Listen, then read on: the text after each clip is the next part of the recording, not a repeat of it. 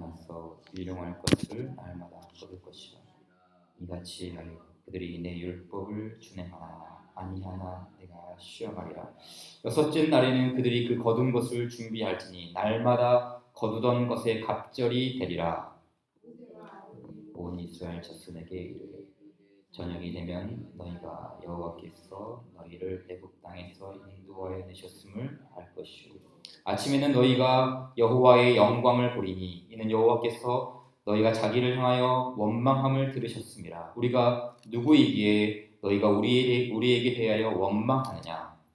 모세가 이르되 여호와께서 저녁에는 너희에게 고기를 주어 먹이시고 아침에는 떡으로 배불리시리니 이는 여호와께서 자기를 향하여 너희가 원망하는 그 말을 들으셨으니 우리가 누구냐. 너희의 원망은 우리를 향하여 함이 아니요 여호와를 향하여 함이로다. 모세가 또 아론에게 이르되 이스라엘 자손의 온 회중에게 말하기를 여호와께 가까이 나아오라. 여호와께서 너희의 원망함을 들으셨느니라 하라. 이스라엘 자손의 온 회중에게 말하되 그들이 광야를 바라보니 여호와의 영광이 구름 속에 나타나더라. 여호와께서 모세에게 말씀하여 이르시되 내가 이스라엘 자손의 원망함을 들었노라. 그들에게 말하여 이르기를 너희가 해질 때에는 고기를 먹고 아침에는 떡으로 배부르리니 내가 여호와의 너희 하나님인 줄 알리라 하라 하시니라. 아멘. 오늘은 출애굽기 15장 후반부부터 16장 전체의 말씀을 함께 살펴보도록 하겠습니다. 우리가 결혼을 한 사람은 누구나 신혼 기간을 보내죠. 신혼 기간. 영어로는 허니문이라는 말을 많이 쓰죠. 허니문. 그래서 신혼 여행을 허니문 여행 이렇게 표현하기도 하죠. 영어의 그 허니문이라는 말의 사전적 정의를 찾아보니까 이런 뜻이 있더라고요. 결혼한 첫 한 달 동안의 기간. 허니문이라는 말이 결혼을 한 첫 한 달 동안의 기간 이렇게 설명을 했어요. 한자로는 밀월, 그러니까 이 꿀 밀자에 달 월자, 꿀처럼 달콤한 한 달. 그러니까 허니도 꿀이고 문은 달이잖아요. 비슷한 것 같아요. 허니문, 밀월. 제가 사전에서 허니문을 가리켜서 왜 결혼한 첫 한 달이라고 했는지 근거는 잘 알 수가 없어요. 왜 허니문을 결혼을 한 첫 한 달이라고 했을까? 이 근거는 알 수 없지만 왜 이렇게 표현을 했는지 이해가 됐어요. 무슨 말이냐면 아무리 그 꿀처럼 달콤한 신혼생활이라 할지라도 길어봐야 몇 달이에요? 한 달. 신혼의 그 달콤한 기간은 한 달밖에 되지 않는다는 그런 의미로 허니문 혹은 밀월이라고 이렇게 표현을 했던 것 같아요. 가만히 생각해 보면 우리의 신앙생활도 영적인 허니문 기간이 있죠. 영적인 허니문. 흔히 말해 첫사랑이라고 그러죠. 첫사랑. 예수 그리스도를 인격적으로 만나고 하나님의 사랑을 깊이 체험한 성도는 영적인 허니문 기간을 보냅니다. 주를 향한 사랑이 얼마나 애틋한지 몰라요. 예수 그리스도를 인격적으로 만나고 또 그 안에서 이렇게 살아가는 그 허니문 기간, 그 첫사랑의 기간은 정말 그 에너지가 엄청나죠. 그래서 뭐 주일 예배 한 번만으로는 족하지가 않아요. 주일 예배, 주일 오후 예배, 저녁 예배, 수요 예배, 금요 기도회, 뭐 새벽 기도회, 뭐 또 구역 예배, 말씀이 있는 곳에는 그리스도가 계신 곳에는 항상 그렇게 찾아다녀요. 그만큼 그 사랑의 힘이 넘쳐나기 때문이죠. 뿐만 아니라 그 예배를 드릴 때도 밋밋하게 드리지 않죠. 그런 사람들은 찬송 한 소절 한 소리에도 온 마음을 담아서 하나님을 찬양합니다. 그리고 그 말씀, 하나님의 말씀이 얼마나 달콤한지 몰라요. 기도를 할 때도 닭똥 같은 눈물을 뚝뚝뚝 흘리면서 이렇게 기도를 하죠. 영적인 허니문 기간. 누구에게나 그런 기간이 있겠죠. 그러나 사람마다 정도의 차이는 있지만 이 영적인 허니문 기간이 지속되는 것은 아닙니다. 요한계시록 2장에 보면 에베소 교회를 향한 하나님의 책망이 있죠. 뭐라 그랬죠? 너의 처음 사랑을 버렸느니라. 예수님께서 그냥 사랑을 버렸다 이렇게 하지 않으셨어요. 그렇죠? 현재의 사랑을 네가 버렸다 이게 아니에요. 처음 사랑을 버렸느니라. 그 현재에 사랑하는 그 마음을 없다는 걸 책망한 게 아니라 그 첫사랑, 그 처음 사랑을 버린 것을 책망하셨어요.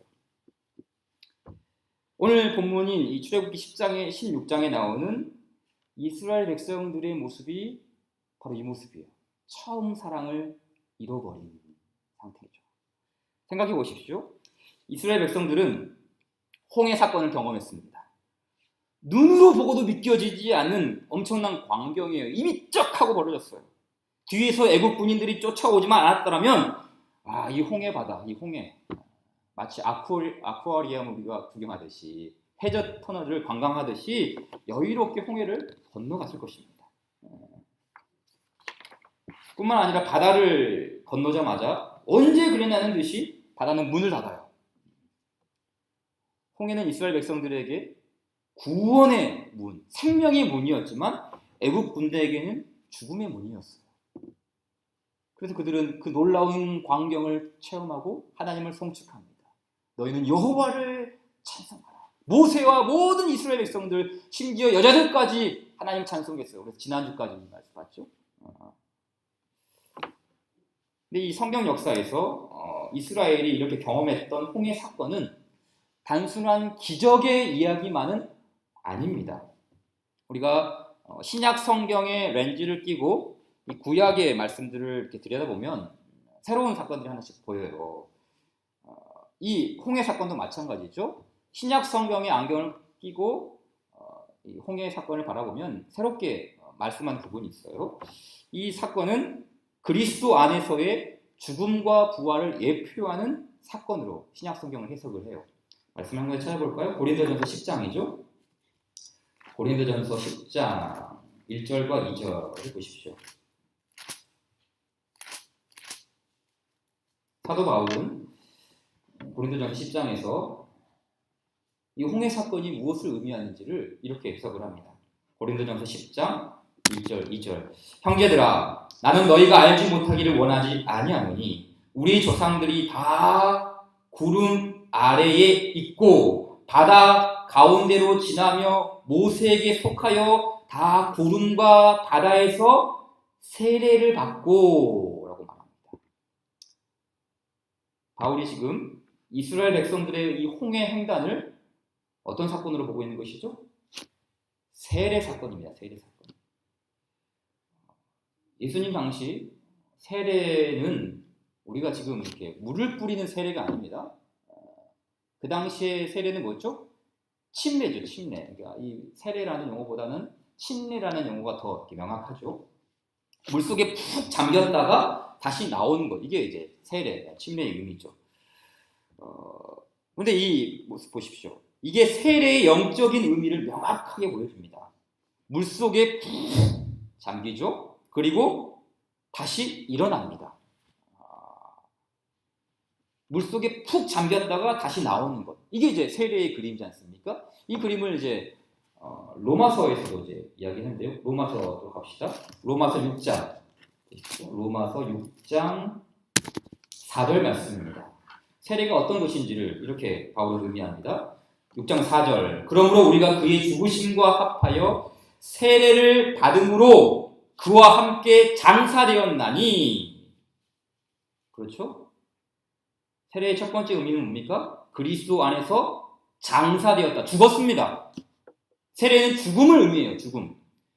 그러나 죽음만 있는 게 아니죠. 죽음만 의미하는 것은 아닙니다. 이는 아버지의 영광으로 말미암아 그리스도를 죽은 자 가운데서 살리심과 같이 우리로 또한 새 생명 가운데서 어떤 생명이요? 새 생명입니다. 무엇을 뜻하죠? 부활이죠. 거듭남, 거듭 태어남, 중생이죠. 그래서 옛사람이 죽고 새 사람으로 행하게 하려 함이라. 이것이 세례가 보여주는 명확한 그림이에요. 그리스도 안에서 죽고 그리스도 안에서 다시 일어나는 것. 자, 이와 같은 세례의 본질을 바울은 고린도전서 10장에서 지금 이스라엘 백성들이 경험했다고 해석을 하고 있어요. 보세요. 이스라엘 백성들이 홍해 속으로 들어갔어요. 이게 뭐라고요? 그리스도 안에서 죽는 것. 홍해 속으로 들어갔어요. 그리고 홍해 속에서 멈추는 게 아니라 홍해 밖으로 나오죠.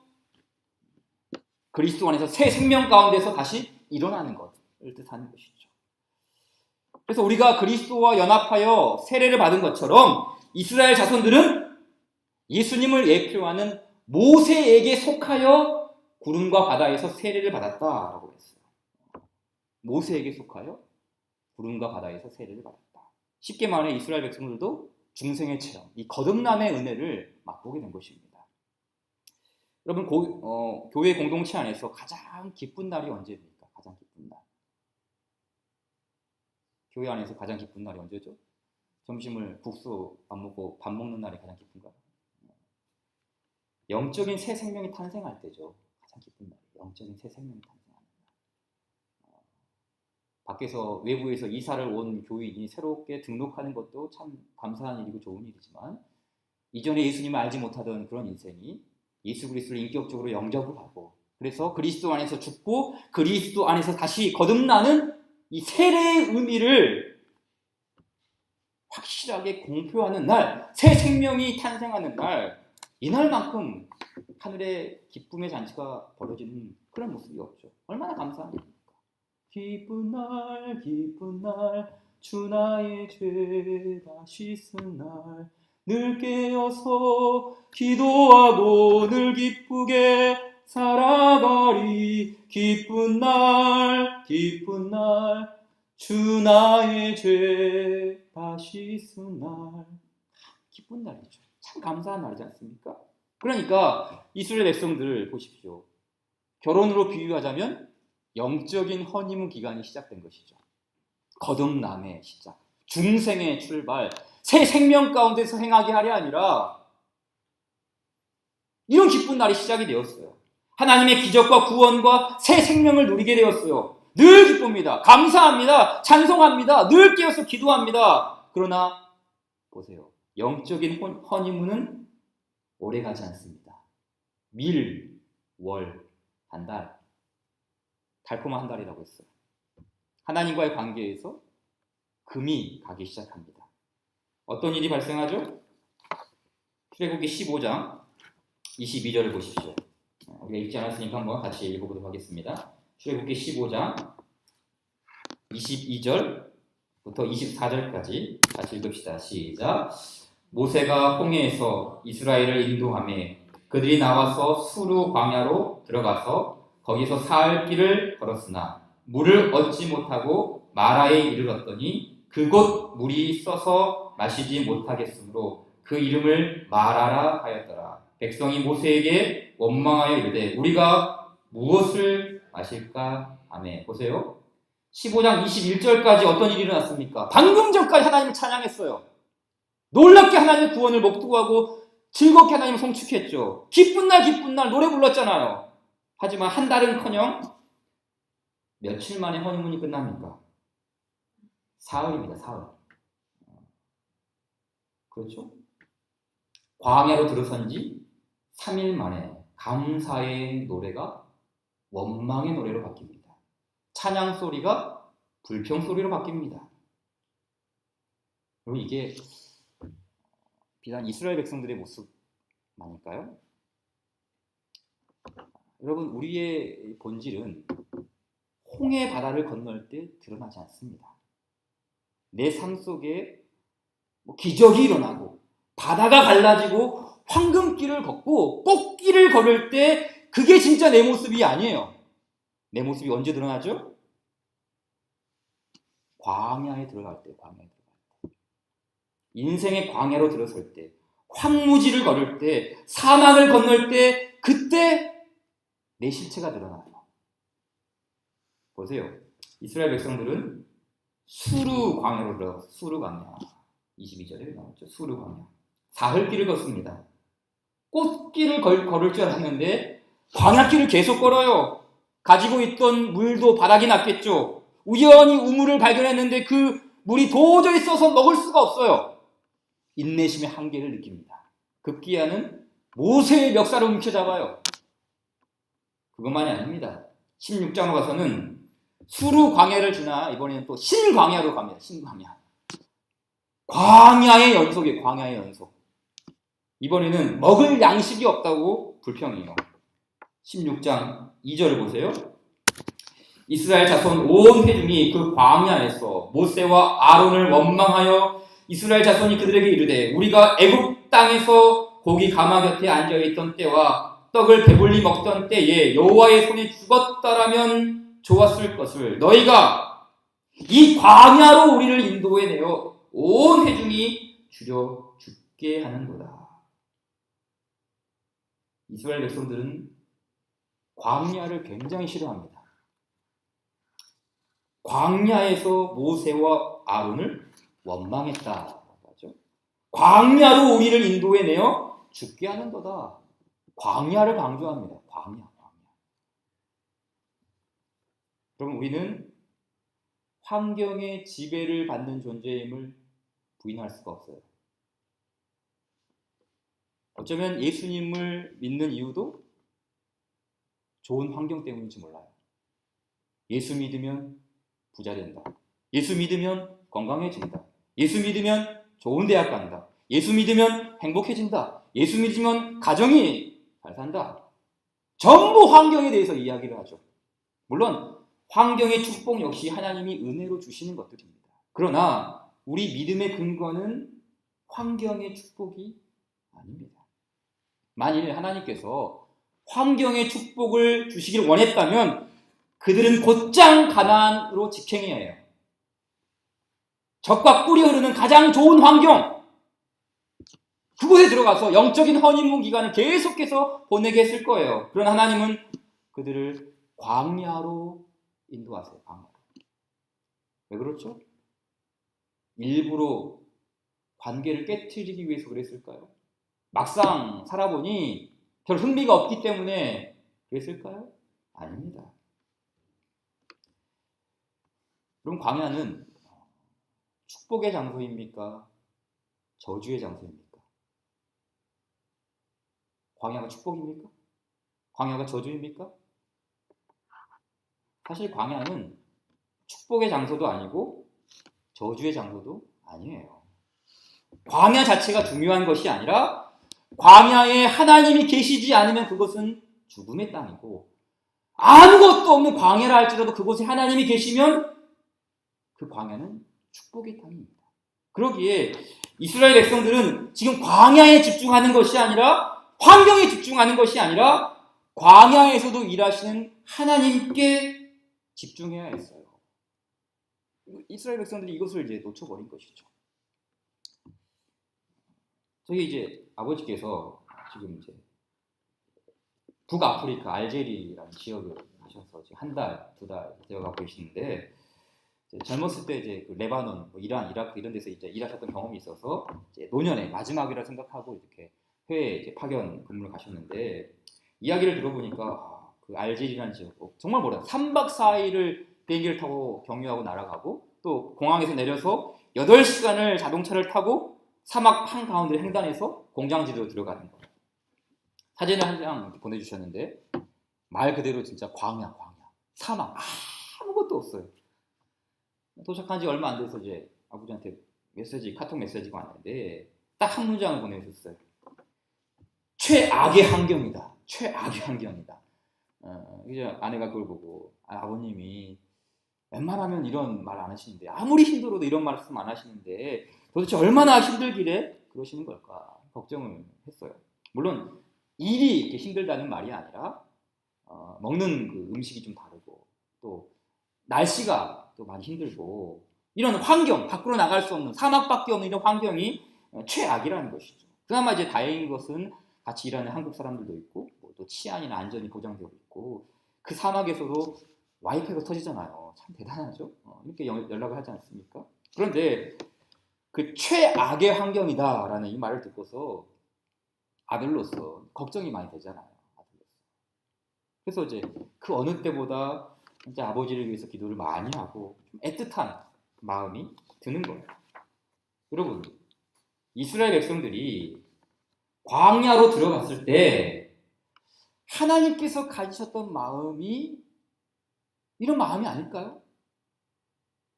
아니, 인간 자식도 그 광야에 있는 그 열악한 환경에 있는 아버지를 치근히 여기는데 하물며 하늘 아버지께서 광야에 들어선 하나님의 자녀들을 가만히 놔두실까요? 저는 아버지를 위해서 해줄 수 있는 게 아무것도 없어요. 혹시나 하고 한국의 간식거리라도 이렇게 택배로 보내줄 수 있나요? 물어봤더니 택배도 갈 수가 없대요. 택배도. 아니, 택배 기사가 사막을 8시간 횡단해서 가야 되는데 그 택배가 들어가겠어요? 근데 여러분, 하나님을 보십시오. 도저히 써서 먹을 수 없는 그 마라의 쓴물을 하나님은 단물로 바꾸세요. 정수기도 이런 대단한 정수기가 없죠. 메추라기 이걸 때로 보내서 60만 명이 넘는 사람들이 질리도록 고기를 뜯습니다.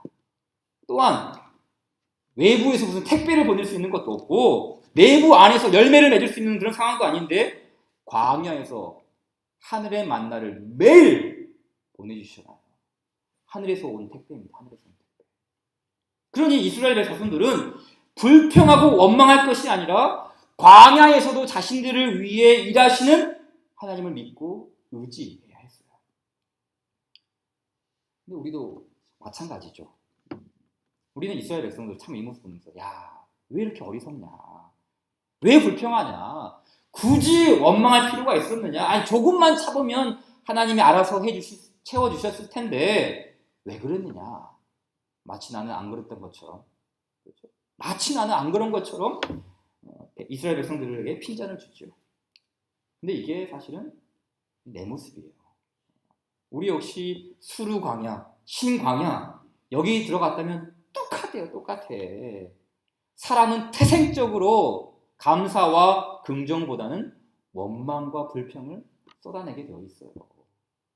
그래서 우리 신앙생활의 목표는 환경의 변화가 아니라 나 자신의 변화예요. 이게 우리 신앙생활의 목표죠. 환경의 변화가 아니라 나 자신의 변화입니다. 그러니까 내가 변하면 아무리 열악한 환경도 감사의 제목이 되죠. 내가 변하면 아무리 뜨거운 광야길도 꽃길이 되어요. 그래서 우리는 이 찬양을 기억하죠.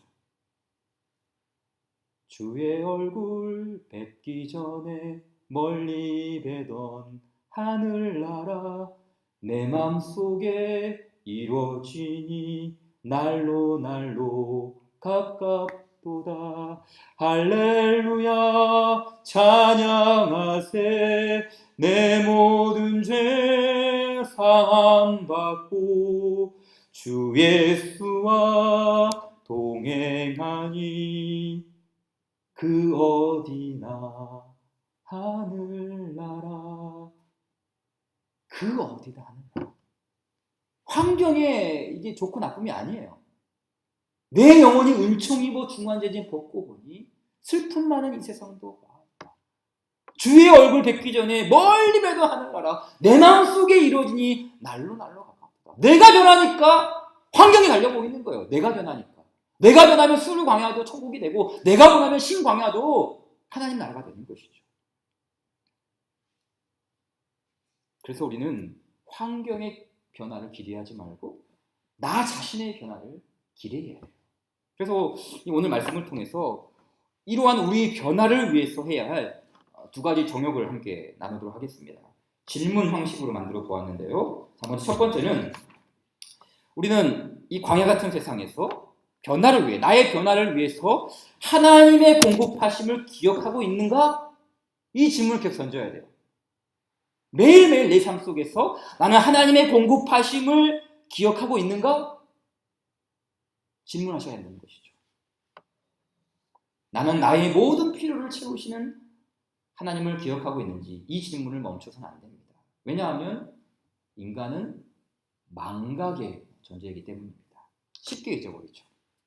보세요. 하나님께서 이렇게 채우시고 먹이시고 돌보시고 이스라엘 백성들을 보호해 주셨으면 원망은 여기서 끝나야 되죠. 한두 번 원망을 할 수 있죠. 이렇게 채우시고 돌보시고 먹여주셨으면 여기서 끝나야 하는 게 맞습니다. 더 이상 불신앙은 없어야 되죠. 그러나 민수기를 보십시오.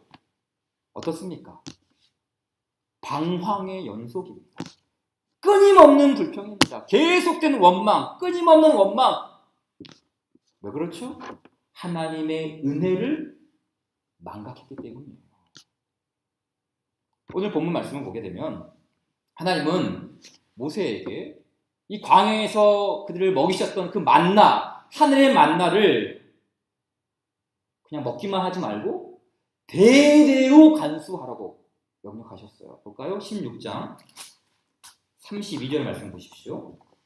16장 32절 말씀부터 제가 좀 읽겠습니다. 모세가 이르되 여호와께서 이같이 명령하시기를 이것을 오멜에 채워서 만나를 채우라는 거예요. 너희 대대 후손을 위하여 간수하라. 이는 내가 너희를 애굽 땅에서 인도하여 낼 때에 광야에서 너희에게 먹인 양식을 그들에게 보이기 위함이니라. 만나를 간수하게 하신 목적이 무엇이라고요? 너희에게 먹인 양식을 그들에게, 즉 후손들이죠. 이스라엘 백성들 모두에게 보여주기 위함이니라고 했어요. 다시 말해, 내가, 그렇죠? 내가 너희를 위하여, 그렇죠? 내가 이 광야에서 너희를 먹여 살렸다. 내가 너희에게 양식을 주었다. 이것을 잊지 말고 대대로 기억해야 한다. 그래서 항아리 안에 만나를 담아서 나중에는 언약궤 안에 두었잖아요. 하나님의 은혜를 망각하지 말라는 거예요. 저희 가정이 하나리움 아파트로 이렇게 이사를 하고 난 지 얼마 되지 않았을 때였어요. 제 서재에서 이제 아내가 책 한 권을 꺼내서 책이 이렇게 보더니 갑자기 저를 부르는 거예요. 뭐 아내가 책 읽다가 이게 무슨 내용인지 몰라 저를 부르나 가서 봤더니 지폐 2만 원을 들고 있는 거예요. 나한테 묻는 거, 이거 무슨 돈이에요? 저도 모르죠. 처음 봤으니까. 근데 그 2만 원이라는 돈이 책갈피 안에, 이렇게 책갈피 안에 보관되어 있었어요. 저도 깜짝 놀랐죠. 근데 그 책이 굉장히 오래된 책이에요. 오래된 책이에요. 목회자들은 책을 좋아하기 때문에 그 책이 제가 언제 어느 때에 샀는지 다 기억하거든요. 약 18년 정도 된 책이에요. 그러니까는 제가 20대 시절 때 샀던 책인데 그 책 안에 2만 원이 들어있는 거예요. 2만 원. 18년 전이면 그 2만 원은 제 한 달 생활비입니다. 1,000원짜리 한 장도 너무 귀했고 100원짜리 하나도 정말 아껴 쓰는 그런 시절이었어요. 그런데 그 2만 원이 그 책 안에 들어있었어요. 분명 그 2만 원은 저한테 어마어마한 큰 돈이었고 제가 한 달을 먹고 살 수 있는 돈이었어요. 그런데 이게 사라져 버렸다가 딱 20년 만에 나타난 거예요. 그것도 그 돈이 지금 여러분이 가지고 있는 만 원짜리 작은 돈이 아니라 옛날에 그 큰 돈이잖아요. 큰 돈. 그 세종대왕 그리는 큰 돈. 그 2만 원짜리가 있으니까 아내는 이거 보고 이제 자기가 발견했으니까 내 거라고 가져갔는데 저는 이거 보면서 이런 생각이 드는 거예요. 그렇잖아요. 18년 전이면 제가 개인적으로 굉장히 배고팠던 시절입니다. 그때는 너무 귀했죠. 근데 제가 그 큰 돈을 쓰지 않고 그리고 책가피에 꽂아 놨어요. 그런데 이것이 20년 만에 발견되었어요. 아무리 생각해도 그 출처, 그 2만 원의 출처가 생각이 나지 않는 도대체 그 2만 원이 어떻게 됐을까 생각이 나지 않아요. 그런데 갑자기 이런 생각이 들었어요. 그 2만 원의 생활비가 없이 제가 한 달을 어떻게 버텼을까? 분명히 그 2만 원은 엄청난 큰 돈이기 때문에 이것으로 많은 일들을 했을 텐데 그 2만 원의 돈이 지금 나왔으니 그러면 그때 2만 원 없었을 때 그거 어떻게 버텼을까? 그러면서 제 마음속에 분명 하나님께서 다른 방법으로 채워주셨기에 내가 지금 이 2만 원이 없어도 살았겠구나. 그런 생각이 드는 거예요. 그렇잖아요. 분명히 그 돈이 필요했다면 내가 무슨 수를 써서라도 그 돈을 찾아냈을 거예요. 그런데 그 2만 원이 18년 만에 나타났으니까 그 2만 원이 없이도 하나님이 다른 거 채워주셔서 내가 그렇게 살았다. 그렇게 내가 세석을 했던 것이죠. 기억하는 거. 여러분, 감사를 뜻하는 땡크라는 말 있죠. 감사. 영어에 땡크. 전쟁할 때 쓰는 탱크가 아니라 땡크라는 말이 있는데요. 이 감사라는 말이 그 뿌리를 찾아보니까 이 think라는 기억이라는 말에서 왔다고 해요. 기억. 그러니까 이게 무슨 말이죠? think, 기억. 어떤 사람이 감사를 할 수 있는가? 기억을 잘하는 사람이 감사할 수 있다는 거예요. 하나님께서 내게 주신 은혜를 기억하고 생각하고 묵상하고 이런 사람이 땡큐 감사할 수 있다는 것이죠. 여러분 하나님께서 이스라엘 백성들에게 왜 항아리 속에 만나를 간수하라고 했었을까요? 이것은 일종의 기억장치죠. 기억하라. 이 만나 항아리를 보고 기억하라. 그래서 땡크하라. 감사하라. 우리는 쉽게 망각하잖아요. 하지만 장치가 있으면 기억이 돌아옵니다. 제가 그 책갈피 안에 들어있는 2만 원을 보고 20년 전에 그 하나님께 나를 먹으셨던, 나를 채우셨던 그 하나님을 기억했던 것처럼 우리에게 하나님의 은혜를 기억할 수 있는 장치가 필요해요. 여러분은 그 장치가 있나요? 나에게는 하나님의 돌보심을 담고 있는 항아리가 있습니까? 만나를 담고 있는 항아리가 있나요? 하나님의 공급하심을 기억할 수 있는 2만 원이 있습니까? 광야 인생길에서 우리가 끊임없이 묻고 또 묻고 질문해야 할 답이 바로 이 질문이에요. 나는 하나님의 공급하심을 기억하는 장치가 아닙니까? 이걸 물어보죠. 두 번째는 우리가 광야 속에 계신 하나님을 바라보고 있는가? 이 질문을 던져야 돼요. 하나님 어디 계신다고요? 광야 속에 계신 하나님. 광야 속에 계신 하나님. 이스라엘 백성들이 먹을 것이 없다고 불평을 했어요. 이것은 그냥 모세를 향한 원망이 아니라 하나님을 향한 원망이었어요. 16장 8절이죠. 모세가 또 이르되 여호와께서 저녁에는 너희에게 고기를 주어 먹이시고 아침에는 떡으로 배불리시니 이는 여호와께서 자기를 향하여 너희가 원망한 그 말을 들으셨습니다. 우리가 누구냐? 너희의 원망은 우리를 향하여 함이 아니요 여호와를 향하여 함이로다. 그런데 이 말을 듣고도 하나님 묵묵히 참아주십니다. 왜 그랬을까요? 지금 이 시기는 허니문 기간이에요. 그러니까는 교회로 비유하자면 아직 이스라엘 백성들은 초신자 시절이에요. 초신자 시절. 그러니까 한두 번 원망하는 하나님께서 받아주셨어요. 그래서 12절에 보게 되면은 뭐라 그럽니까? 내가 이스라엘 자손의 원망함을 들었노라. 그들에게 말하여 이르기를 너희가 해질 때에는 고기를 먹고 아침에는 떡으로 배부르리니 내가 여호와 너희 하나님인 줄 알리라. 이거 계속 알려주시죠. 하나님께서. 그래 아직 너희들 믿음이 부족하구나. 내가 그렇게 너희를 위해서 열재앙을 행하고 출애굽을 건너게 하고 홍해바다를 건넜지만 그래 아직은 초신자 시절이구나. 내가 이 일을 또 행함으로써 너희에게 내가 너희의 하나님인 것을 알려주겠다. 이렇게 하나님이 알려주시죠. 성숙한 신자가 아니기 때문에 하나님께서 인내를 가지고 그들을 격려해 주십니다. 하지만 하나님께서 이 이스라엘 백성들에게 분명히 보여주신 광경이 있어요. 이게 뭔가 하면 9절 말씀이에요. 9절 말씀. 자, 9절 보세요. 모세가 또 아론에게 이르되 이스라엘 자손의 온 회중에게 말하기를 여호와께 가까이 나아오라. 여호와께서 너희의 원망함을 들으셨느니라 하라. 10절 같이 한번 읽을까요? 시작. 아론이 이스라엘 자손의 온 회중에게 말하매 그들이 광야를 바라보니 여호와의 영광이 구름 속에 나타나더라.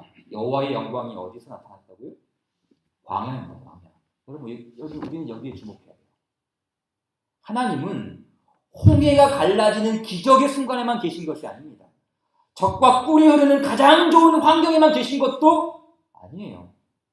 하나님은 어디 계신다고요? 아무것도 없는 광야 한복판에 그들과 함께 계심을 보여주십니다. 그들이 광야를 바라보니 여호와의 영광이 구름 속에 나타나더라. 여러분, 광야는 절대 아름답지 않아요. 광야를 바라보면 감격이 나오는 것이 아니라 통곡이 나오죠. 하지만 광야가 아름다운 이유가 무엇입니까? 아주 유명한 생텍쥐베리의 어린 왕자라는 책을 보면 작가가 이런 말을 하죠. 광야가 아름다운 이유는 어딘가에 오아시스가 숨어있기 때문이다. 광야가 아름다운 이유는 어딘가에 오아시스가 숨어있기 때문이다. 인생의 광야를 지나는 사람들에게 광야는 결코 만만한 땅이 아닙니다. 즐거운 곳이 아니에요. 피하고 싶지요. 그러나 광야 속에는 뭐가 있다고요? 인생의 목마름을 해결할 수 있는 영혼의 오아시스가 있어요. 예수님 말씀하셨죠. 누구든지 목마르거든 내게로 와서 마셔라. 나를 믿는 자는 성경의 이름과 같이 그 배에서 생수의 강이 흘러나오리라. 우리의 영혼을 적시는 인생의 오아시스 예수 그리스도. 예수님은 어디에 계세요? 인생의 광야 한복판에 계시는 거예요. 우리가 예수님을 만날 수 있었던 것은 예수님이 좋은 환경 가운데 있었기 때문이 아니에요. 예수님이 가나안 땅에 계셨기 때문에, 예수님이 우리의 인생 광야길에 계셨기 때문에 우리는 예수님을 만나고 인생의 오아시스, 영혼의 오아시스에서 목마름을 해결할 수 있었던 것이죠. 그러기에 우리가 바라보아야 할 곳은 가나안 땅만이 아니에요. 하늘만 바라봐서는 안 됩니다. 어딜 봐야 된다고요? 광야를 보셔야 돼요. 광야. 그들이 광야를 바라보니 여호와의 영광이 구름 속에 나타나더라. 여러분, 광야를 무시하지 마세요. 우리는 광야를 싫어하죠. 그러나 오히려 광야 속에 하나님이 계시고, 광야 속에서 하나님이 일하시고, 광야 속에서 하나님의 영광이 드러나는 줄 믿습니다. 그러기에 광야는 하나님의 축복을 누리는 곳이 아니라 하나님의 은혜를 누리는 곳이에요. 이 사실 기억해요. 광야가 축복이 필요할까요? 광야에서 큰 집이 쓸모 있을까요? 광야에서 최고급 승용차가 유용할까요? 광야에서 신선한 김치 냉장고가 필요할까요? 아니죠. 광야에서는 모래바람을 피할 수 있는 텐트 하나면 충분합니다. 광야에서는 사막길을 걸을 수 있는 샌들, 신발 하나면 충분하죠. 광야에서는 김치를 보관하는 것이 아니라 매일 공급해주는 일용할 만나, 이거 하나면 충분합니다. 광야는 축복을 경험하는 것이 아니라 하나님의 은혜를 경험하는 장소예요. 그래서 우리는 하나님의 은혜를 바라보는 거예요. 이 광야길에서 하나님의 은혜를 사모하는 것이죠. 나는 지금 광야를 바라보고 있는가? 광야 속에 계신 하나님을 내가 목도하고 있는가? 이 질문을 붙잡고 우리는 우리의 인생 여정길에서 가나안 땅을 향해서, 우리의 믿음의 그 진보를 향해서 계속해서 가나안 땅을 바라보며 믿음 안에서 이 길을 걸어나갈 줄 믿습니다. 오늘 우리에게 주신 이 말씀을 기억하시면서 우리 찬송 377장 함께 찬송 드리도록 하겠습니다. 377장.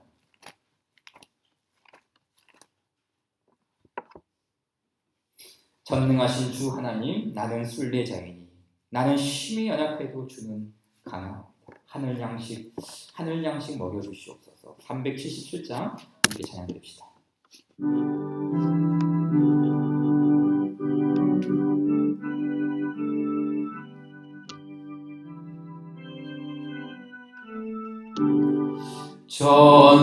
전능하신 주 하나님, 나는 순례자이니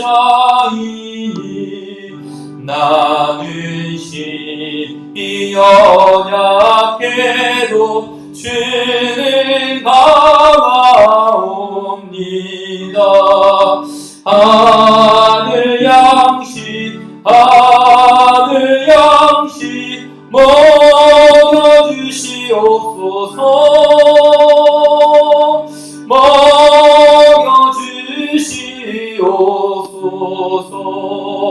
수정 같은 생명수를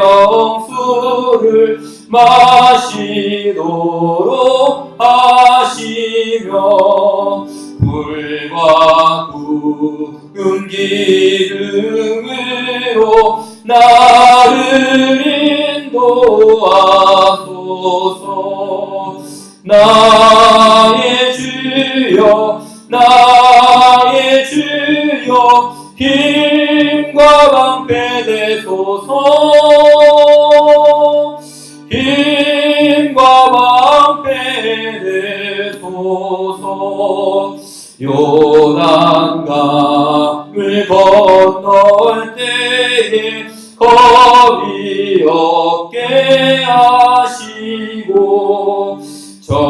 입에는 가나안 땅 편히 닿게 하소서. 영원토록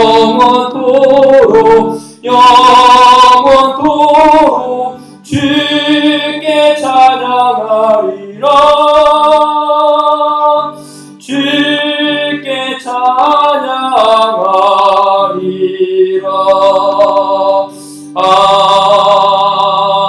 아멘.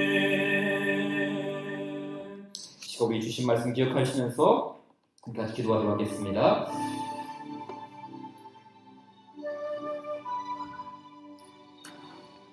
지금 우리는 무엇을 바라보고 있습니다? 과거에 찬란했던 그 모세의 기적, 홍해 바다의 기적만을 바라보고 있습니다. 과거의 영광만 바라보면서 여전히 거기에 발목을 붙잡힌 채 벗어나오고 있지는 못하고 있지 않습니다. 아니, 우리를 광야로 들어서게 된 그 하나님을, 그 진정한 의미를 우리가 보지 못하고 불평과 불만과 원망 속에 그렇게 한탄 속에 하루하루를 보내고 있지 않습니다. 인생의 광야로 들어서게 된 그 하나님의 목적은 무엇일까? 어쩌면 그 광야 속에서 우리 민낯을 드러내고자 하는 하나님의 목적은 없습니다. 우리를 훈련시키고자 하는 하나님의 그 인도하심 아닙니다. 더욱더 하나님만을 의지하기 위해서, 우리가 믿음의 그 시련을 보내기 위해서 그 광야로 들어선 것은 아닙니다. 그 험난한 광야 속에서도 먹이시고 채우시고 돌보시는 하나님만을 의지하기 위해서, 사람이 떡으로만 사는 것이 아니라 여호와의 모든 말씀으로 산다는 것을 가르쳐주기 위하여 우리를 광야로 들어서게 하신 것입니다.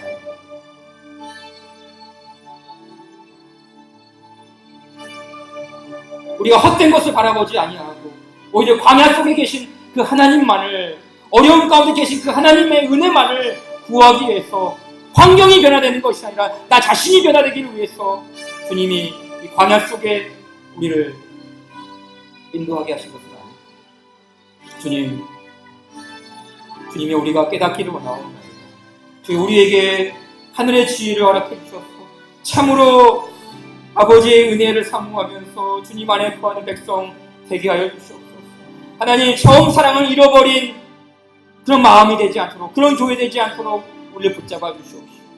아버지 하나님, 우리가 주님을 향한 그 사랑을 기억하며 인생의 광야를 지날 때에도, 신광야 수류광야를 지날 때에도 하나님, 주님의 하늘의 그 만나와 하나님 물이 변하여 단물이 되게 하셨던 그 하나님의 은혜를 기억하면서 오늘 또 우리를 인도하시는 그 하나님을 바라보게 하여 주시옵소서. 광야 속에 계신 그 하나님을 목도하게 도와주시옵소서. 우리 가운데 역사하신 그 하나님을 기억하게 하여 주시옵소서. 우리가 그 하나님을 붙잡고 나아가며 하나님 은혜 안에 거하는 우리 신앙이 될 수 있도록 우리가 자유롭게 기도하고 주님 은혜 구하며 자유롭게 돌아가도록 하겠습니다. 기도합시다.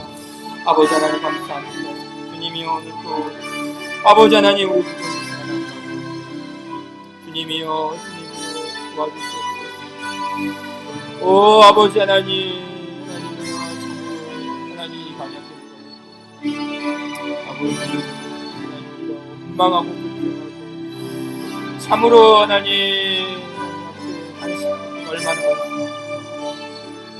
하나님 빨리 광야를 벗어나고 주님이여 이 자리에서 벗어나고 싶고 얼마나 많은 주님이여 하나님 우리에게 뛰어 걷고 있는가.